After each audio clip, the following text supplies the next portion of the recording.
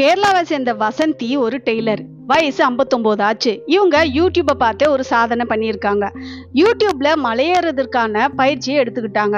தங்கிட்ட இருக்கிற சேவிங்ஸை வச்சு லாஸ்ட் மந்த் 23ஆம் தேதி நேபாளத்தில் இருக்கிற தெற்கு பகுதி பேஸ் கேம்புக்கு போய் சேர்ந்திருக்காங்க. எந்த மலையேற்ற அனுபவம் இல்லாத இவங்க ஒரு 4 மாசமா தினமும் 3 மணி நேரம் நடைபயிற்சி, கேரளா வீட்டில் இருந்தபடியே ட்ரக்கிங் ஷூவை போட்டுக்கிட்டு மலையேறுவதற்கான பயிற்சியும் எடுத்துக்கிட்டாங்க. வடநாட்டுக்கு டிராவல் பண்ணி போகணும் அப்படிங்கிறதுனால ஹிந்தி மொழியையும் கத்துக்கிட்டாங்க.